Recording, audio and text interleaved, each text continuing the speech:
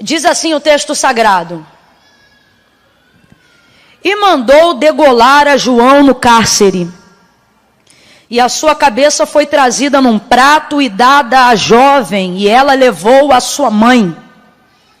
Essa jovem aqui, gente, era a filha de Salomé, que pediu a cabeça de João Batista num prato. Verso 12. Então chegaram os discípulos, levaram o corpo e o sepultaram. E depois foram anunciar isto a Jesus. Pelo que Jesus, ao ouvir isto, retirou-se dali num barco para um lugar deserto à parte. E sabendo o povo, seguiu a pé desde as cidades. Saindo Jesus, viu uma grande multidão e, possuído de grande compaixão para com ela, curou ali os seus enfermos. E chegada a tarde, os seus discípulos aproximaram-se dele, dizendo: o lugar é deserto e a hora já é avançada. Despede a multidão para que eles possam ir pelas aldeias e comprem comida para si. Jesus, porém, lhes disse: não é preciso que se retirem, dai-lhe vós de comer. Então eles lhe disseram: nós não temos aqui senão apenas 5 pães e 2 peixes. E disse ele: traga-me aqui. E tendo mandado que a multidão se assentasse sobre a relva, sobre o chão, gramado, tomou os 5 pães e os 2 peixes e, erguendo os olhos ao céu, os abençoou. Depois, tendo partido os pães, deu-os aos discípulos e os discípulos à multidão. E todos comeram e se saciaram e levantaram dos pedaços que sobraram 12 cestos cheios. E os que comeram foram cerca de 5.000 homens, além de mulheres e crianças.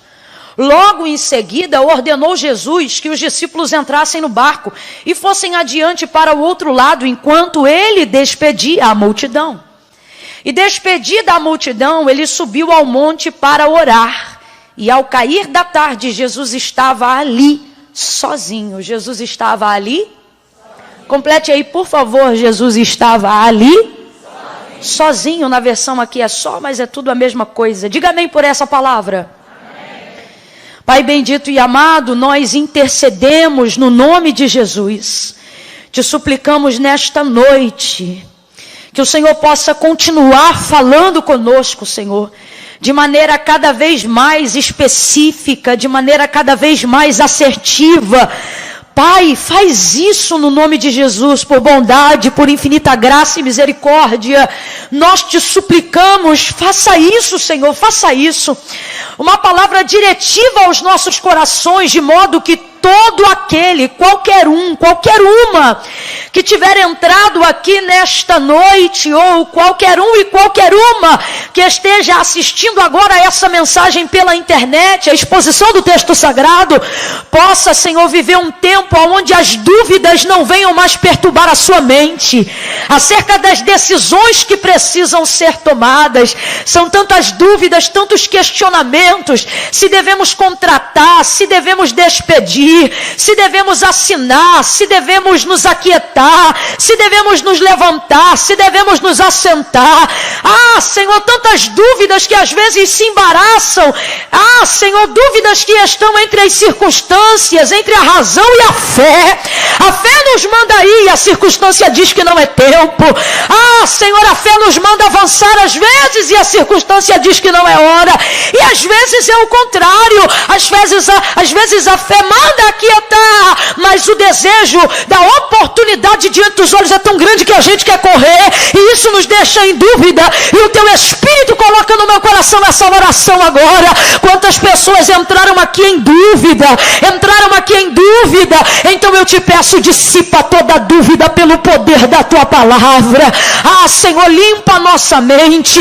Como disse Davi, nós te suplicamos aqui em oração. Tu és aquele que ordena os nossos pensamentos, tu és aquele que organiza os nossos pensamentos, que a tua palavra, que é como martelo que esmiuça a penha, possa quebrar toda resistência, toda dificuldade de entendimento.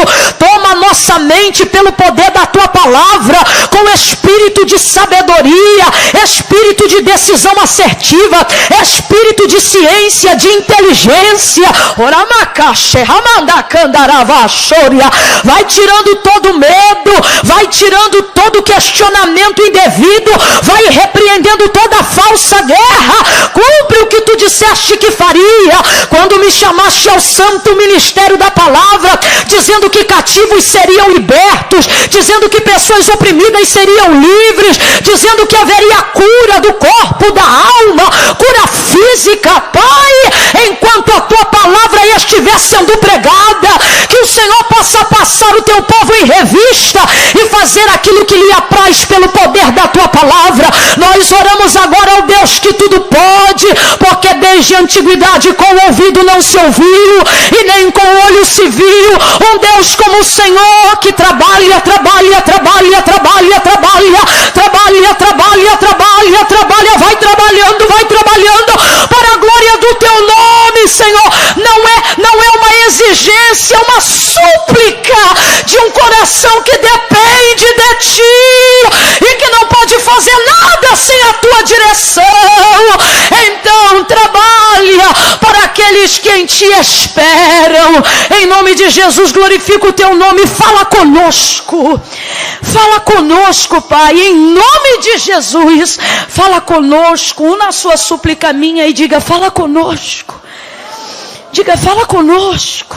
Põe a mão sobre o seu coração e diga: fala comigo, Senhor. Oh, eu não preciso ouvir você falar, eu só quero que seja sincero. Diga: fala comigo, Senhor, em nome de Jesus. Oh, quem concorda, diga amém. Aleluia. Oh, Jesus amado, aleluia. Aleluia. Oh, presença santa, aleluia. Oh glória, oh aleluia, poderoso é o nome de Jesus. Aleluia. Tem mais alguém com vontade de glorificar? Fica à vontade. Oh aleluia, glória a Jesus.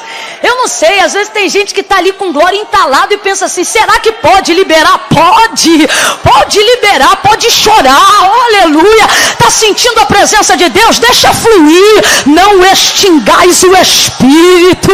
Oh aleluia. Oh glória a Jesus. Glória a Jesus, glória a Jesus. Aleluia. Bom, gente, o contexto do texto que a gente acabou de fazer menção aqui nessa noite, ele fala sobre um desejo que Jesus vai ter de ficar sozinho.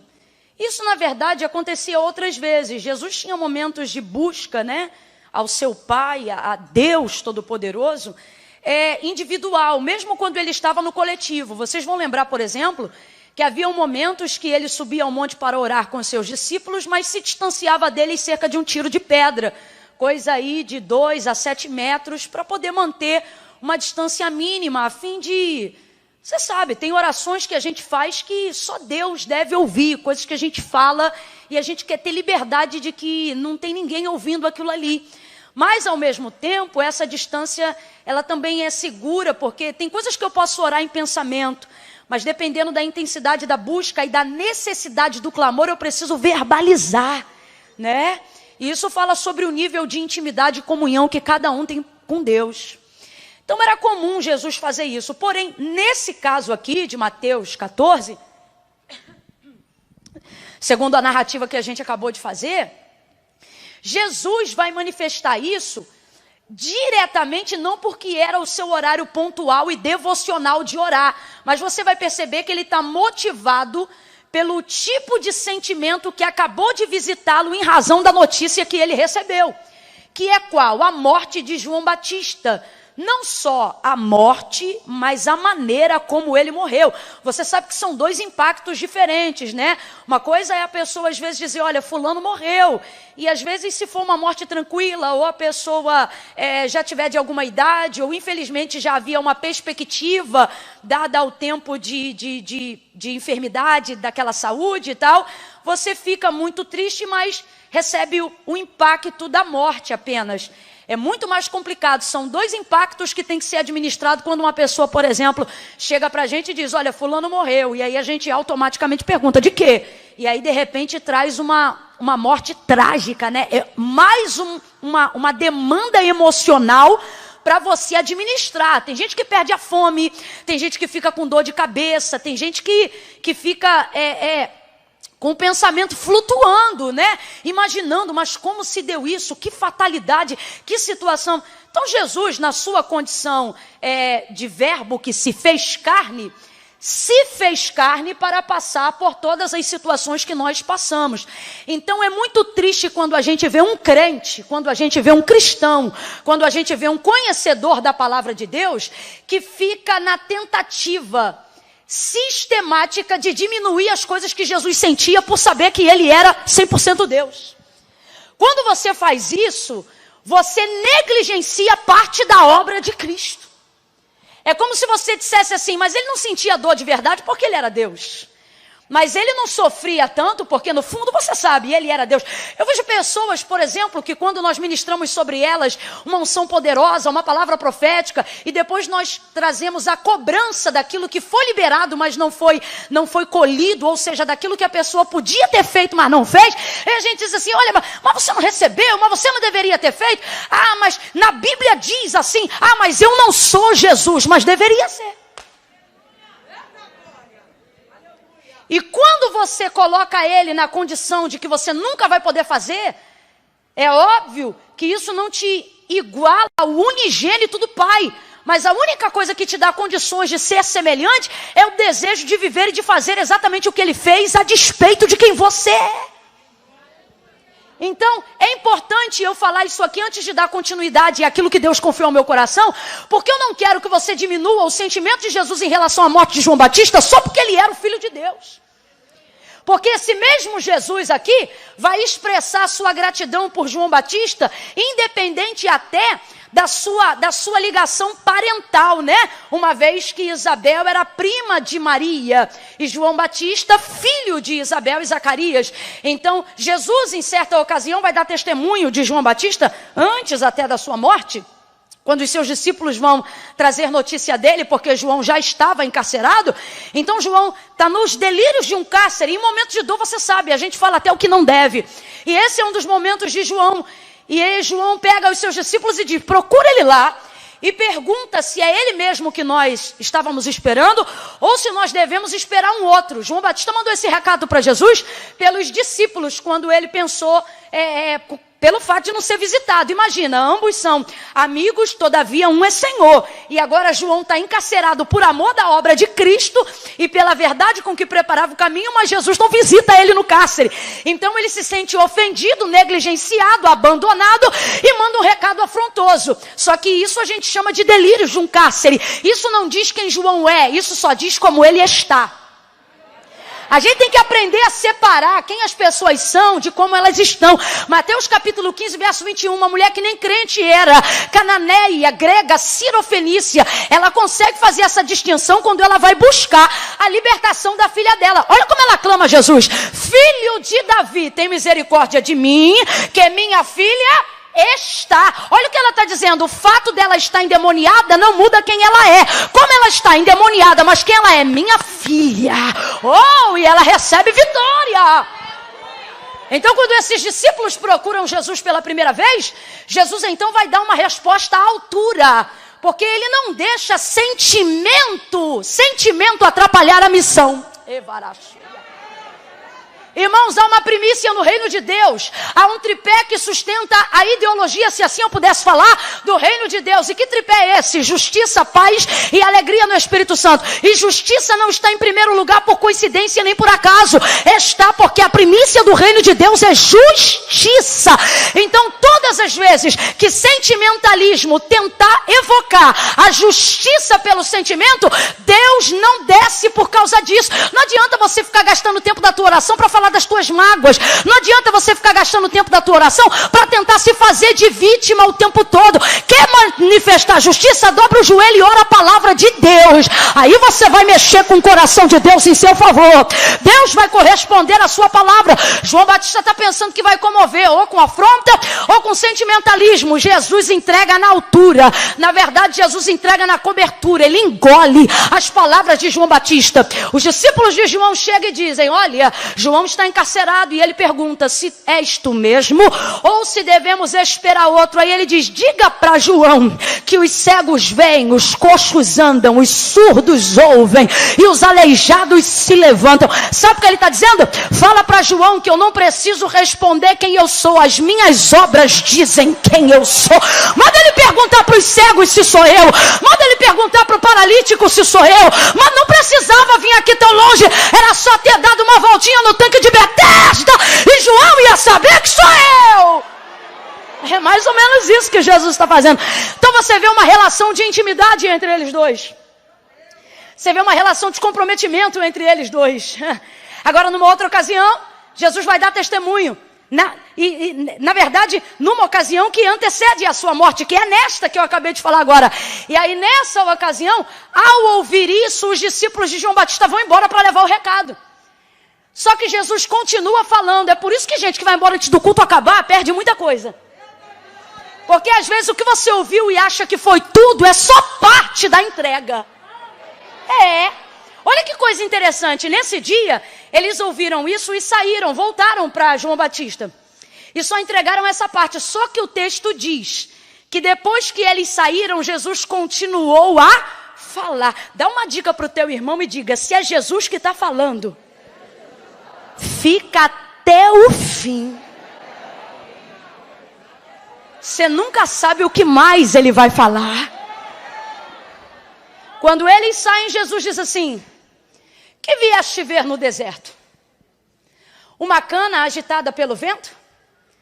Isso aqui é uma linguagem política. Jesus está dizendo: João não é massa de manobra. Ele não é cana agitada pelo vento. Porque a pessoa politizada, mesmo que seja um líder, ele tem que envergar de acordo com a tendência do povo. Ok? O povo que é à direita, ele tem que ir para a direita. O povo que é ir para a esquerda, ele tem que ir à esquerda. A política é o equilíbrio que se tem que ter para fazer a vontade de todo mundo. Então ele está perguntando: vocês estão achando que João Batista é o quê? Um líder político? Porque, em razão da autoridade que ele tinha, Israel nutria essa esperança de que João Batista poderia ser o líder, abre aspas, governamental, que poderia tirar Israel do fato de ser subjugado por Roma. Então ele já vai deixar claro, ele está dizendo: ei, ele atrai a massa, ele tem autoridade, ele tem espírito de liderança, mas não é para ser político. O que vieste ver, cana agitada pelo vento? Ele não é cana agitada pelo vento. Aí Jesus diz assim: esses estão nos palácios trajados com vestes reais. Ele está dizendo: vocês querem um príncipe político? Vão para a Câmara. Vocês querem um príncipe político? Vão para o sistema. No deserto ele diz: João é meu profeta. Agora ele diz: se viestes ver um profeta, João Batista não é só profeta não. Aí ele vem e começa a falar bem de João Batista. Mas João Batista soube? Porque quem trouxe o recado não ficou até o final. Isso dá outra mensagem, mas vamos correr aqui. Ele dá continuidade e ele diz: João Batista é mais do que um profeta. É para mim como um anjo. Olha isso, gente. Do qual eu vos digo que nascido do ventre de mulher. Eu quero que você guarde esse testemunho de Jesus sobre João Batista. Que do qual, nascido do ventre de mulher, igual a João Batista, antes dele não houve. E depois dele, não haverá. Guardou o testemunho? Maravilha. Aí o texto diz agora aqui onde nós lemos. chega a notícia, os discípulos de novo, provavelmente aqueles que encontraram pela primeira vez, e trazem a notícia: João Batista morreu, foi degolado e nós já o sepultamos. Não é coincidência a forma como Jesus é tocado na área da emoção. Preste atenção, não é horário da entrega da devoção, mas dependendo de como está atacada a sua emoção, você ora em hora que não é para orar. Sim ou não? Você busca em lugares que não tem costume de buscar. Quem aqui, movido pela necessidade, já orou em banheiro? Recebeu uma notícia ou estava na promessa de um propósito de entrega para Deus, teve que entrar aonde deu e às vezes foi um banheiro. Então, só para você entender o que está acontecendo aqui, é algo que não estava no cronograma devocional, mas em razão do impacto da notícia, houve a necessidade de uma busca inesperada. Jesus é maravilhoso. Ele dá para a gente o comportamento que você tem que manter quando notícia ruim chegar. É notícia ruim, primeira coisa que você faz é ligar para alguém. Notícia ruim, primeira coisa que você faz é ir para o Facebook se sentindo triste. Rapaz, Jesus está dizendo, notícia ruim chegou, vá orar. Vá orar. Agora veja, o sentimento aqui, obviamente é de tristeza. Quem sabe até de perturbação. O texto diz, verso 13. Jesus ouvindo isto o que, gente? O que acabou de ser anunciado pelos discípulos de João Batista. Que ele foi morto, degolado e já havia sido sepultado. Imediatamente, olha aqui, imediatamente, Jesus ouvindo isto, retirou-se dali para um barco. Ele foi para um lugar deserto. Completa para mim, lugar? Vem com vontade, igreja, lugar? Lugar deserto. Ele queria ficar num lugar à parte. Aí lá no verso de número 23 você vai entender. Ele subiu ao monte para orar à parte. É aqui que está a conclusão do plano que começa no verso 13. Lá no verso 23. Despedida a multidão, ele subiu ao monte para orar à parte. Igualzinho está aqui no verso 13, onde está a manifestação do desejo. Vou repetir. No verso 13 ele está dizendo que ele quer ir para o deserto, para um lugar à parte. Mas ele só consegue cumprir isso no verso 23. Subiu ao monte para orar à parte. Ao cair da tarde estava ali sozinho. Então Jesus, ao sair daqui, de onde saiu, logo depois da notícia da morte de João Batista, ele já saiu daqui com um desejo. Qual? Eu quero orar. Segunda coisa, eu quero orar e quero estar sozinho. Dependendo do nível de pensamento, de celeridade, de pensamentos que você está na sua cabeça, não adianta querer falar com ninguém agora. O melhor é você ficar sozinho. Não dá às vezes para você administrar numa conversa. Tem que desabafar, mas você já sabe o que vai desabafar ou vai abrir a boca pela emoção? Porque se vai dar vazão para emoção, para espraguejar, para murmurar, para falar o que não deve, olha para o teu irmão e diga, dá um tempo. Dá um tempo para você mesmo, dá um tempo para as suas emoções. Dá um tempo para não falar bobagem, dá um tempo para não pecar contra Deus, dá um tempo para não ferir o seu próximo. Dá um tempo para proteger tua alma, dá um tempo para blindar tuas emoções, dá um tempo para organizar teus pensamentos. Tem gente que nunca organiza a mente do lado de dentro porque é precipitado em falar do lado de fora. Você sabe, já ouviu isso? Quem não pensa, fala qualquer coisa. Quantas vezes a gente já viu alguém falando uma bobagem e a gente percebe que está visivelmente desequilibrado e a gente diz, falou sem pensar. Sim ou não? O problema é que você também já conhece esse outro ditado, qual? Que 3 coisas não voltam, seta lançada, pedra lançada e palavra dita. Então, para não acrescentar problema sobre a sua dor, para não acrescentar problema sobre uma demanda que você já tem que administrar, Deus está me usando nessa noite para entregar uma palavra de instrução para você. E Ele está dizendo, ei, dá um tempo. Mas é festa hoje na casa do fulano, mas você está em clima de festa? Não, então não vai estragar a festa dos outros. Fica em casa.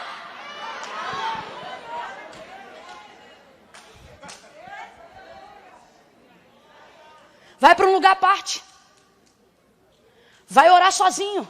É um desespero tão grande de ligar para o seu guru gospel.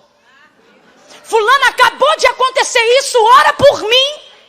Escuta o que eu vou lhe dizer, que na busca da organização dos pensamentos, nem todas as orações que fizerem por você têm o poder de substituir a oração que só você pode fazer por si mesmo.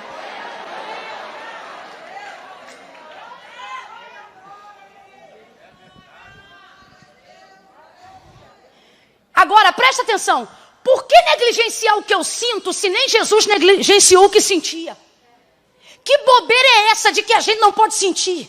Que tem que estar de cabeça erguida o tempo todo. De que não pode sentir dor, de que não pode sentir tristeza. Ah, é porque eu sou do ré, ah, é porque eu sou do pré-voar. Ah, é porque eu sou do manto, do remanto. E não é gente, não. Então que Deus te recolha logo, bem rápido.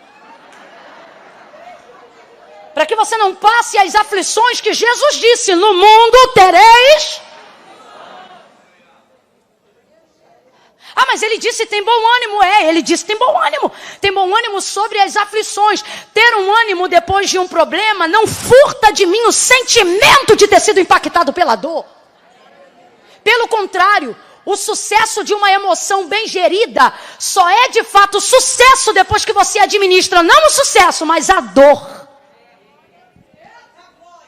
Jesus sai de onde está e agora ele decide ficar sozinho. Irmão, vá ver a vida dos grandes homens de Deus que foram extremamente bem-sucedidos com o homem, mas principalmente com Deus. Eles eram pessoas que tinham tempo com Deus a sós. Eu não me lembro agora qual foi o escritor, mas é um filósofo, crente, cristão, e ele disse o seguinte, que quem passa o tempo todo com todo mundo não tem com Deus nem um minuto. E é verdade, na ânsia de não querer demonstrar para as pessoas os nossos problemas, na ânsia de não querer administrar a nossa própria vida, a gente quer o tempo todo rindo, brincando para manter o status, para manter o carisma, para manter a popularidade, e já está em frangalhos a alma, está todo quebrantado por dentro, e você pensa, não, mas eu tenho que estar, não, mas eu tenho que fazer, e o Senhor está dizendo, você está pensando que está se guardando, mas está virando um sepulcro caiado. Você quer estar o tempo todo em todo lugar, você quer estar com todas as pessoas, não pode faltar a confraternização da empresa, porque quem não é visto não é lembrado, e começa com esse jargão de gente que tem necessidade de ser inconveniente, de ser entrão. Tem gente, irmão, tem gente que sabe fazer network, sabe fazer aliança, mas o que tem de oportunista achando que sendo inconveniente vai conseguir porta aberta, tudo porque não pode ficar só, tudo porque não pode falar com Deus só. Eu conheço gente que está na igreja direto, não falta culto, mas em casa não ora.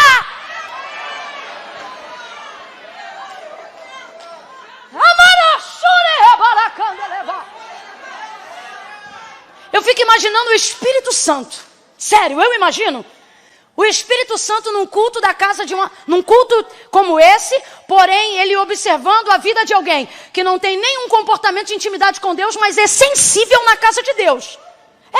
Tipo assim, não ora em casa, não dá glória em casa, não bota um louvor em casa, não lê a Bíblia em casa, não faz nada relacionado a Deus em casa, mas quando está na igreja sente a presença. Quando está na igreja fica arrepiado, sabe falar em língua, mas em casa você não vê ele falando uma língua. Ele aguenta ficar 2 horas de culto, se virar vigília ele emenda, mas não sabe o que é dobrar o joelho 15 minutos para fazer uma oração em casa. Aí parece que eu fico imaginando o Espírito Santo nesse culto, olhando esse camarada, olhando essa filha de Deus e dizendo, rapaz, que interessante, em casa tu não fala comigo, mas aqui, hein? Alguém quis incutir na nossa cabeça que solitude é fracasso. Solitude é coisa de gente bem resolvida. Tem gente que acha que só pode ficar bem se estiver no meio do povo. Só pode ficar bem se estiver no meio da multidão. Só pode ficar bem se estiver no meio dos flashes. Só pode ficar bem se a palavra for a dele na mesa.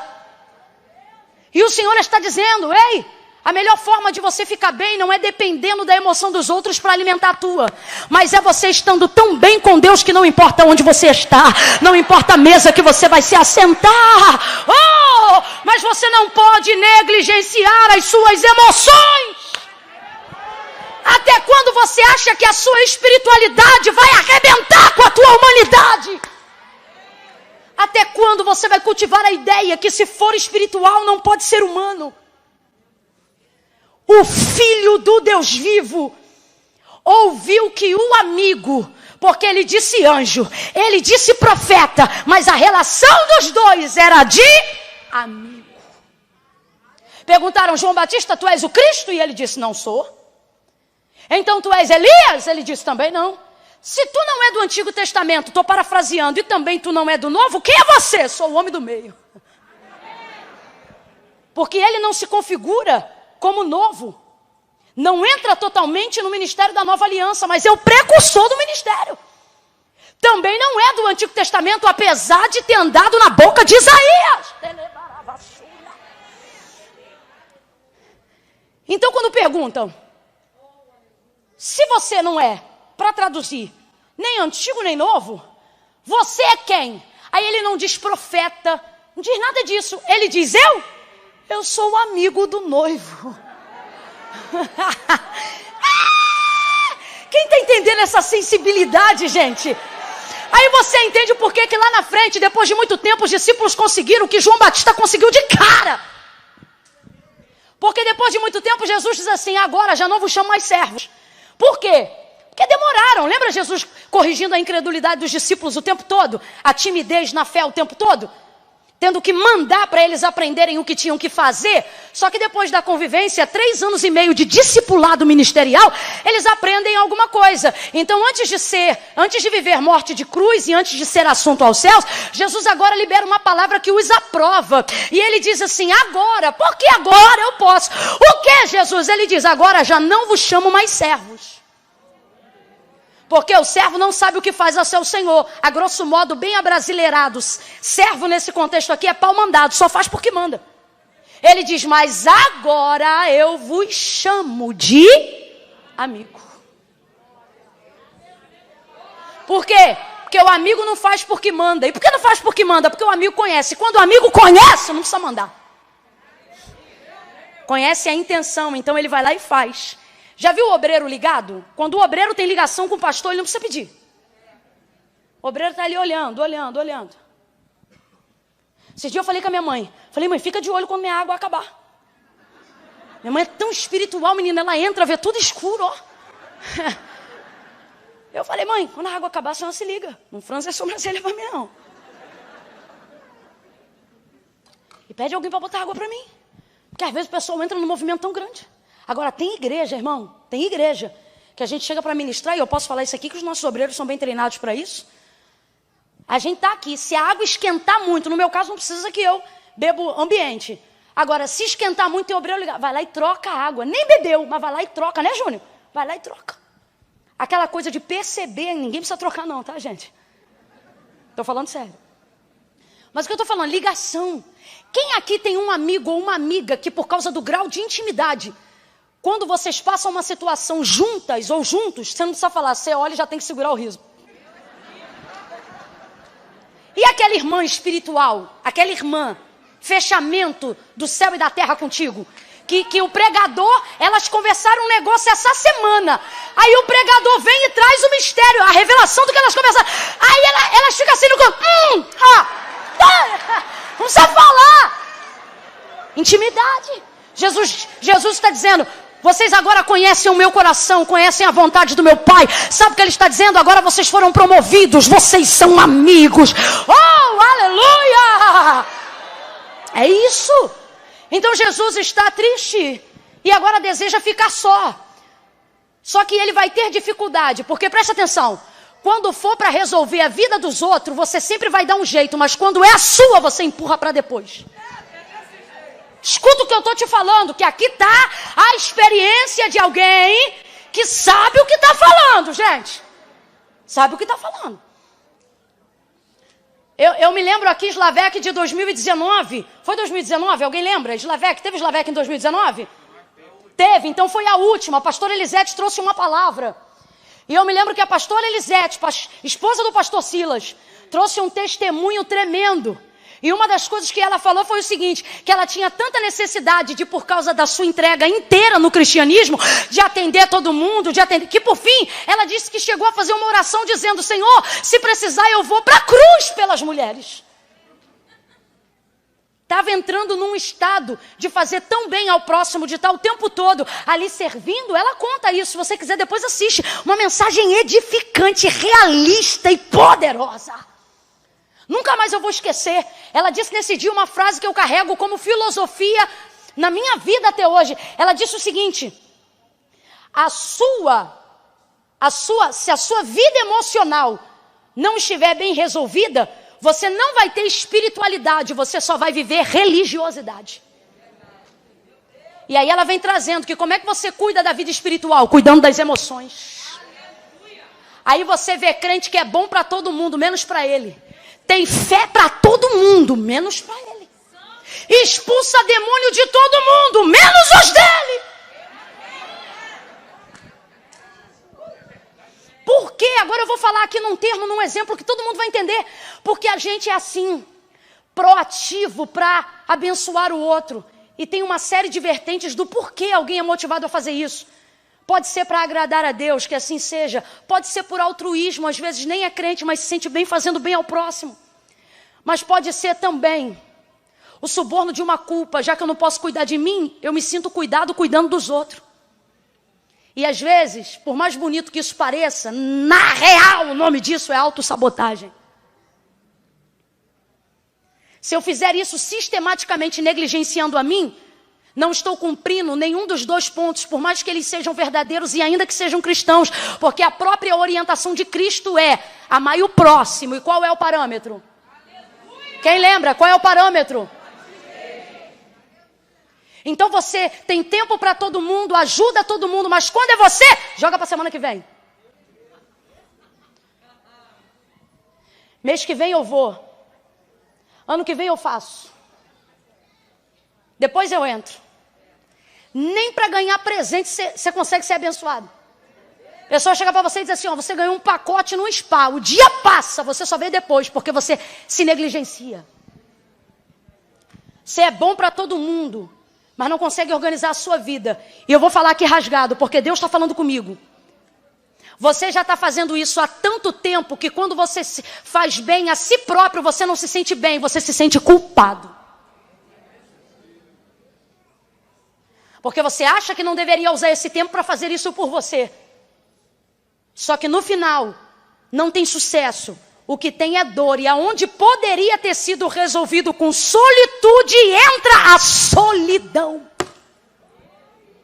O que é solitude? Respeitar momentos a sós. Vamos lá, o que é solitude? Momentos? Não é uma vida, é só um. Agora, o que é solidão? Permanência do estado só. Solidão traz depressão. Solidão traz tristeza. Solidão traz opressão. Então presta atenção. Jesus não está saindo de onde está saindo para ficar solitário, no sentido de viver solidão. Ele está indo ficar só, porque ele quer viver solitude. Momento de ficar só. Não é vida, é apenas um. Tem gente que está com a vida desgraçada, porque não está entendendo os momentos. E hoje Deus me trouxe aqui para te dar essa instrução. E o Espírito Santo te confronta em amor, dizendo até quando você vai negligenciar você. Até quando você vai se suprir de bem. Não porque é altruísta e quer fazer bem ao próximo. Não porque quer cumprir um mandamento ao próximo. Mas porque na verdade você se abandonou há muito tempo. O Senhor está dizendo, eu te amo. O Senhor está dizendo, eu te fiz espírito, alma e corpo, e eu respeito os três, eu cuido dos três, eu alimento os três, eu movimento os três, eu manifesto os três. Eu não quero você um crente que mal fala português, de tanto que fala no Espírito Santo, mas se precisar sentar-se uma mesa com amigos, não sabe se comportar, porque você negligenciou a comunhão há tanto tempo, que já não sabe viver num âmbito social. Deus está dizendo alguém, eu vou te dar amigos, eu vou te dar saúde para a tua alma, eu vou colocar companheiros espirituais do teu lado, eu vou trazer saúde para o teu lado espiritual, e eu vou te ensinar que pode ser crente cheio do Espírito Santo, mas tem que ir no médico, tem que ir no ginecologista, tem que ir no proctologista. Eu vou te mostrar quero a sua alma em detrimento do teu corpo, mas eu quero espírito, alma e corpo, tudo na minha presença, funcionando em harmonia. Olha de novo para quem está do teu lado, debaixo dessa palavra profética, e diga para essa pessoa com a mão estendida assim: olha, dá um tempo. É um momento. Rapaz, um momento pode resolver um ano. Um momento, às vezes, pode mudar um mês. Gente, um momento pode mudar uma decisão. Um momento. Quem aqui já se sentiu impelido pelo Espírito Santo para orar num momento, abre aspas, inadequado? Tipo assim, já aconteceu comigo. Eu estou refogando arroz. Isso já tem tempo. Mas estou eu refogando arroz. É, porque o acusador está aqui na minha frente, né? Então, eu estou ali refogando o arroz. Daqui a pouco o Espírito Santo diz assim para mim: vai orar agora. Na verdade não é um verbo, não é uma palavra. É uma certeza, uma convicção, né? Que te impele. É uma necessidade que te consome. Mas é boa, não é ruim. Não é uma gastura, não é uma gastrite. É um desejo desenfreado. Parece uma paixão. Só que assim como paixão é um momento. Já aconteceu, experiência minha, de eu estar ali refogando o arroz, sentir isso e pensar assim: deixa eu só botar a água, colocar a tampa, porque aí eu já sei que enquanto eu estou de joelho, né? Olha eu querendo adiantar meu lado. Já aconteceu comigo. Eu tô dando esse exemplo bobo, mas você vai entender a coisa séria. Nessa que eu penso, vou só jogar água e botar a tampa, cadê o desejo? Cadê aquelas palavras bonitas? Cadê aquela sensação que parece que a jaca está na garganta com choro contido? Passou. Cadê aquilo tudo que estava acelerado na minha mente de palavras que eu nem sabia como orar, mas ele me deu? Passou. Aí, dando uma de que acho que sou obediente, boto a água, coloco a tampa e vou para o joelho. A sensação é assim, ó. Cri, cri, cri. Você pode levantar a voz, você pode falar a palavra bonita, você percebe, quem tem maturidade sabe, quando perde o momento. É como se o Espírito Santo dissesse: pode orar, vou te abençoar, mas você perdeu o... E por que a gente perde esse momento? Porque eu tenho que organizar a minha vida. Porque eu tenho que botar as crianças para a escola, porque eu tenho que limpar o carro, porque eu tenho que atender o telefone, porque eu tenho que responder uma mensagem urgente no WhatsApp. Então eu não posso atrasar meu lado para ajudar o Espírito Santo. Só que o Espírito Santo está dizendo: minha filha, duas coisas. Primeira, ninguém me atrasa. Segunda, só eu que adianto o teu lado, garota.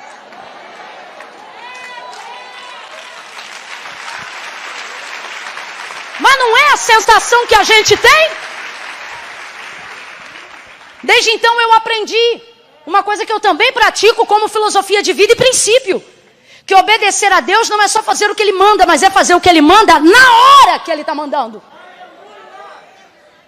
Perde o ímpeto, perde a alegria, perde o ânimo.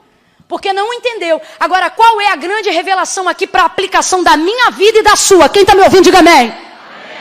A grande aplicação aqui é que a gente pensa que está adiantando o nosso lado, fazendo aquilo que a gente quer, porque não quer se render à solitude, ao momento, ao cuidado. O que a gente não entende é que esse momento é que pode adiantar a semana inteira, pode adiantar o mês inteiro. Por quê? Porque esse momento, ele faz coisas que o remédio não faz coisas que a terapia não faz coisas que os meus procedimentos normais não podem fazer. Mas a necessidade de querer ser perfeita ao meu modo, a necessidade de querer ser perfeito ao seu modo, irmão, está te fazendo atrasar seu próprio lado. Achando que o Espírito Santo não é de fato quem Jesus falou. E ele disse o quê? Que ele era cooperador. Então, quando você sente a necessidade de ficar só, respeite isso. Se virar solidão, que Deus use alguém para intervir. Agora, se é solitude, entenda. Um momento para Deus pode recuperar teu ano inteiro. Se for um momento bem dado, se for um momento na obediência, se for um momento por impelimento do Espírito Santo. Jesus vai se retirar, mas ele vai encontrar dificuldade. Sabe por quê? Porque as pessoas estão prontas se elas entenderem que o meu momento é para elas, mas elas não estão prontas se eu agendar comigo mesma. Eu aprendi a duras penas a agendar comigo mesma. Eu não agendava comigo mesma. Porque eu pensava que eu tinha que fazer igual Jesus, dar a minha vida. Então eu não agendava comigo mesma para estar com a minha família. Não agendava comigo mesma para cuidar do meu corpo. Não agendava comigo mesmo para dar um passeio com os meus amigos. Fiquei muito tempo sem amigo, muito tempo. Não pequei, não fiz aliança errada, mas a prática da comunhão deixei de viver muito tempo. Só a comunhão eclesiástica, que não vem pra cá de religiosidade dizer que é a mesma coisa, que não é não. Que tem que ter gente que tem que entrar na tua casa, lavar teu banheiro, te ver de pijama. É outro nível de amizade. E se você achou esquisito, tá precisando de uma solitude. Amiga, amigo. Amigo. Amigo que quando interfona não precisa avisar dizendo que chegou. Amigo, aquele tipo de amigo que diz, ó, tô aqui na portaria. Aí você olha o camarada, eita, tô de calção. Mas é amigo, sobe aí e me ajuda a lavar o carro que eu tô ocupado. Amigo, amigo.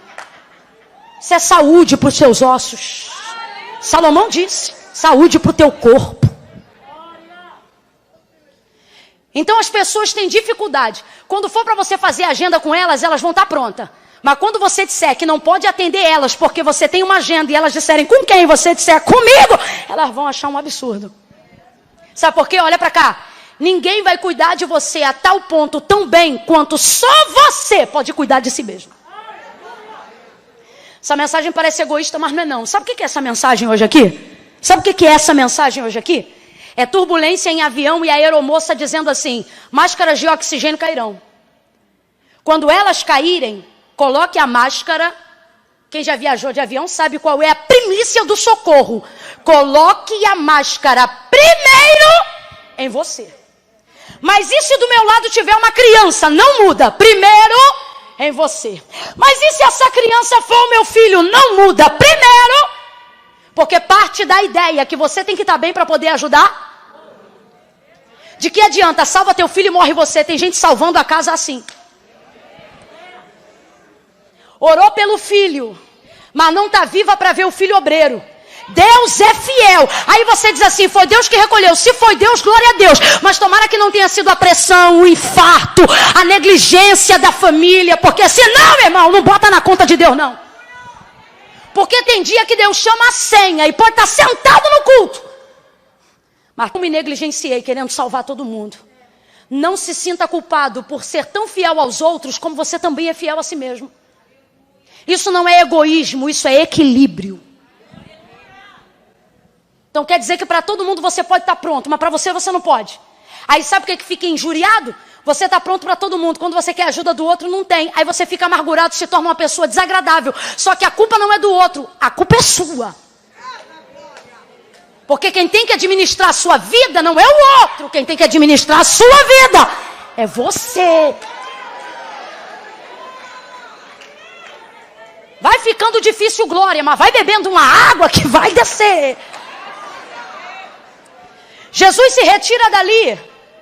Se retira dali. Só que o povo vê quando ele sobe no barco e vai rumo a ficar sozinho. Aí aquela multidão caminha cerca de 8 quilômetros a pé para estar com ele. Vai a multidão em direção a ele. Quando ele desce do barco, e desceu do barco para fazer milagre? Não, desceu do barco porque queria ficar. Foi para o deserto porque queria ficar. Escolheu o monte porque queria orar. Mas ele não consegue ficar sozinho, porque as pessoas não sabem a agenda que você faz só com você. Não sabem.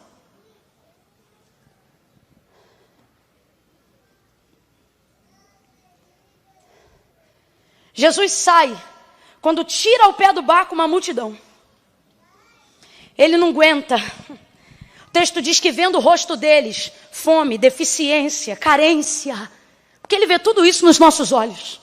Vendo eles, o texto diz que ele se move de íntima compaixão. Não aguenta. Não aguenta. Isso é lindo. Mas sabe o que isso mostra?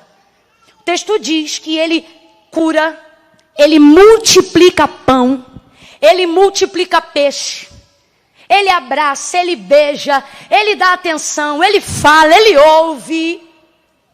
Aí o texto diz assim, olha, guarde essas palavras, o texto diz assim, ó.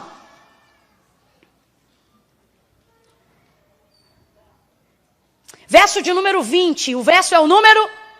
O texto diz assim: e todos comeram e se saciaram. E todos comeram e se?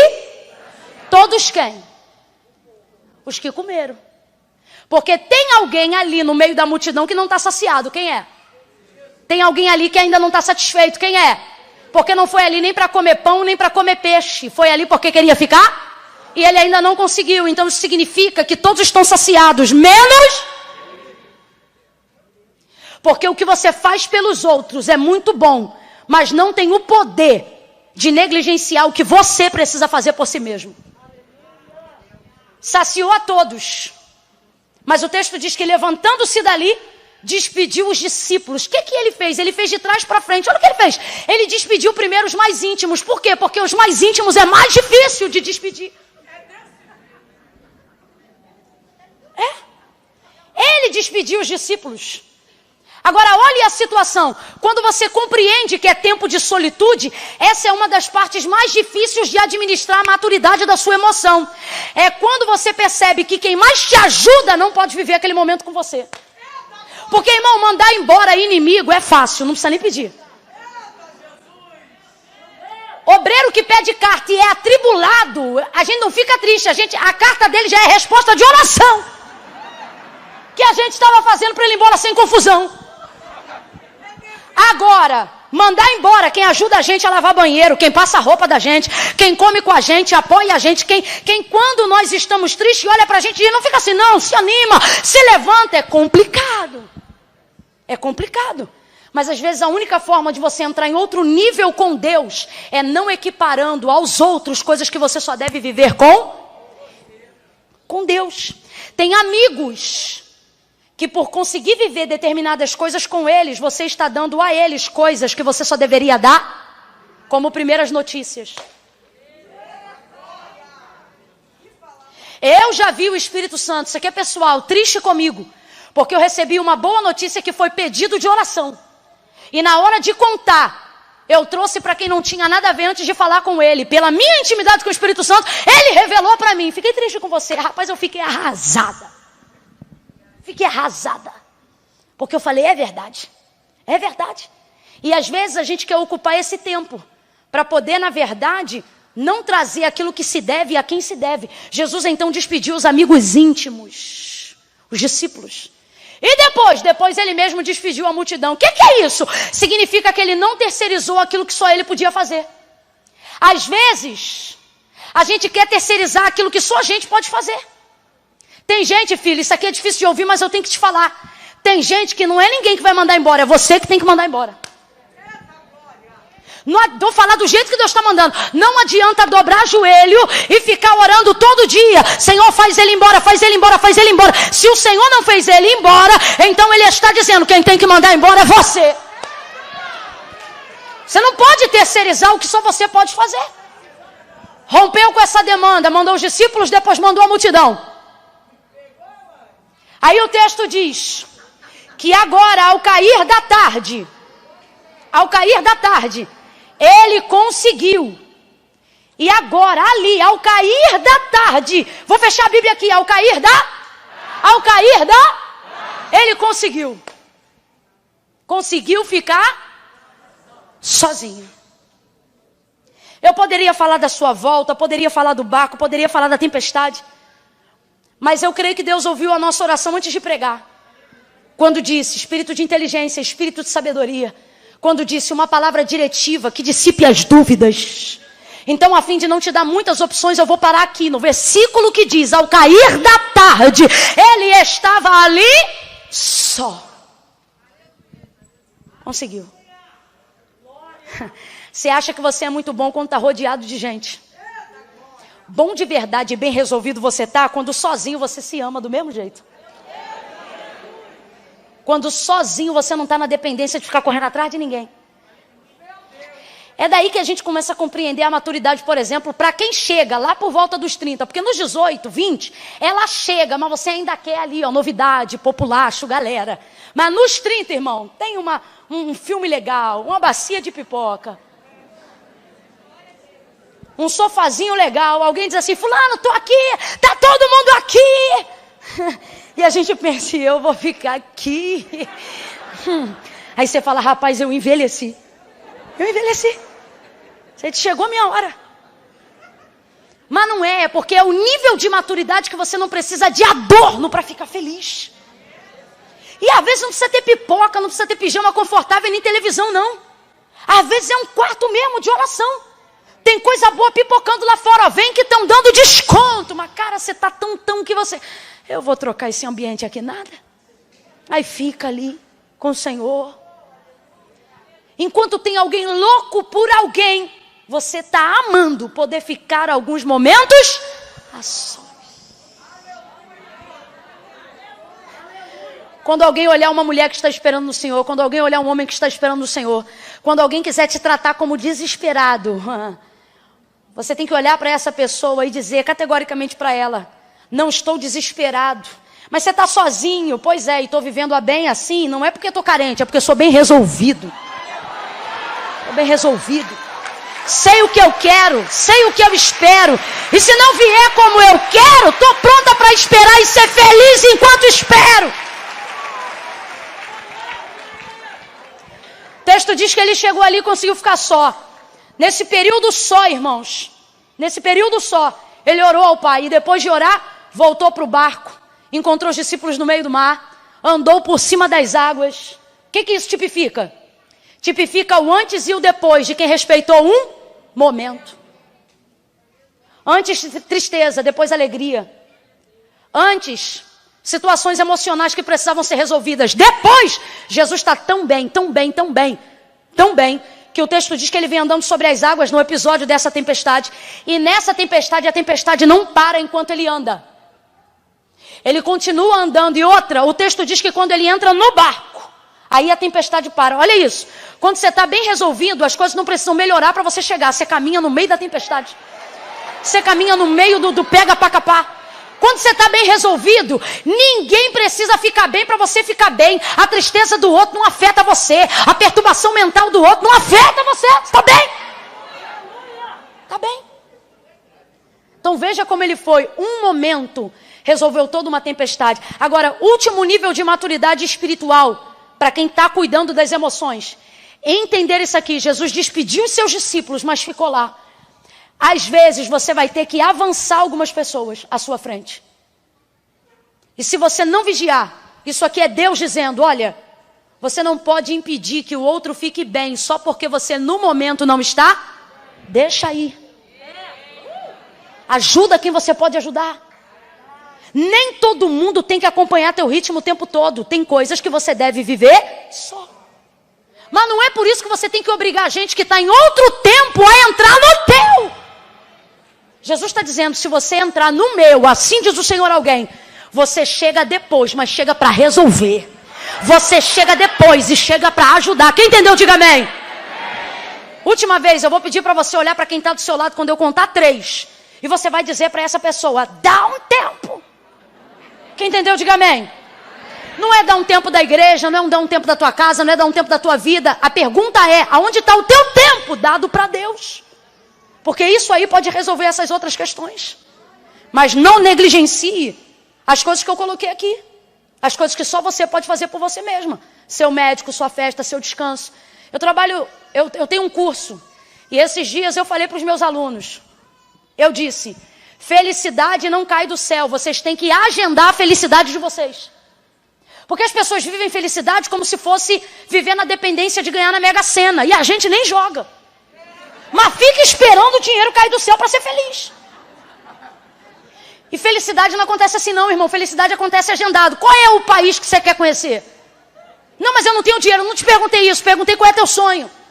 Perguntei onde está o alvo da tua felicidade. Qual é o restaurante no Rio de Janeiro que você quer conhecer? Tem gente aqui que tem sonho fácil de resolver, o bondinho. O problema não é nem dinheiro. O problema é que você não agenda com você. Ah, fica de pé, fica de pé. Fica, senão vira vigília.